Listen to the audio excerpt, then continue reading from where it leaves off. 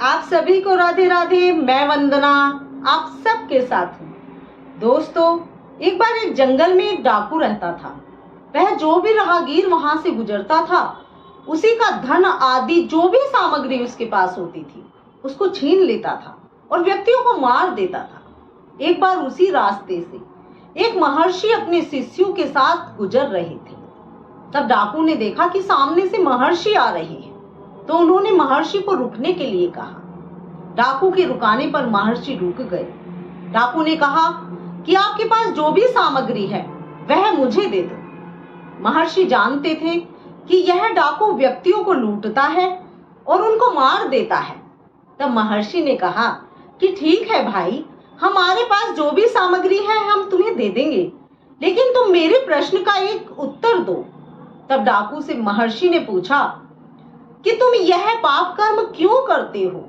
तब डाकू ने कहा कि मैं सर्वशक्तिमान हूं, मैं इन सब कार्यों को करने की शक्ति रखता हूं, इसीलिए इन कार्यों को करता हूं। महर्षि ने कहा ठीक है, तुम पास के पेड़ से एक डाली तोड़ कर लाओ। महर्षि के कहने पर डाकू पेड़ से डाली तोड़ कर ले आया। महर्षि ने कहा इस टूटी हुई डाली को फिर से पेड़ पर जोड़ कर आओ। तब डाकू ने कहा कि यह तो संभव ही नहीं है, टूटी हुई डाली पेड़ पर फिर से कैसे जुड़ सकती है? तब महर्षि ने कहा कि यदि तुम टूटी हुई डाली को पेड़ पर नहीं जोड़ सकते तो तुम कैसे सर्वशक्तिमान हो? सर्वशक्तिमान तो ईश्वर है, जो सबके अच्छे बुरे कर्मों का लेखा जोखा रखता है, अच्छे बुरे कर्मों का फल देता है। ये जो तुम पाप कर्म कर रहे हो, ये तुम किसके लिए कर रहे हो? डाकू ने कहा यह सब कार्य तो मैं अपने परिवार के लिए करता हूँ, अपने परिवार के पालन पोषण के लिए करता हूँ। महर्षि ने कहा कि इन पाप कर्मों का भोग क्या आपके परिवार के सदस्य आपके साथ भोगने में भागीदार बनेंगे? तब डाकू ने कहा कि यह बात तो मुझे परिवार के अन्य सदस्यों से पूछकर बतानी पड़ेगी। तब महर्षि ने कहा ठीक है, हम यहीं ठहर जाते हैं, तुम घर जाओ और परिवार के सदस्यों से इस बारे में पूछकर हमें बताओ।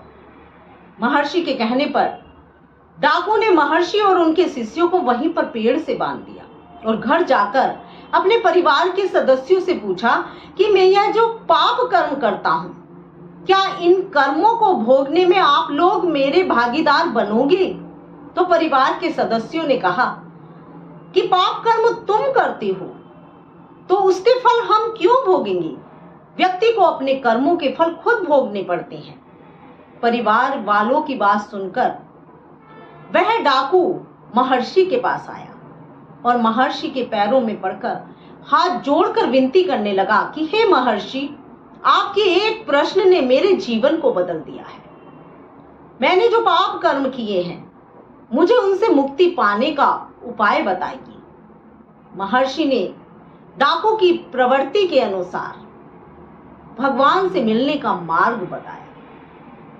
तो दोस्तों, अगर तुम चाहते हो कि आप जीवन में अपने जीवन को सार्थक बना सको, तो अपने आप से एक प्रश्न कीजिए कि जिन कार्यों को आप कर रहे हो क्या वह सही है? यदि आप चाहते हो कि आप जीवन में सफलता को हासिल करो, तो जो कार्य आप कर रहे हो वह सही है। यदि आप चाहते हो कि आप सफलता में बहुत ऊपर तक पहुंचो, जीवन में बहुत अधिक सफलता को प्राप्त करो, तो जिन कार्यों का चुनाव आपने किया है क्या वह सही है? दोस्तों, यही एक प्रश्न व्यक्ति के जीवन को बदल सकता है।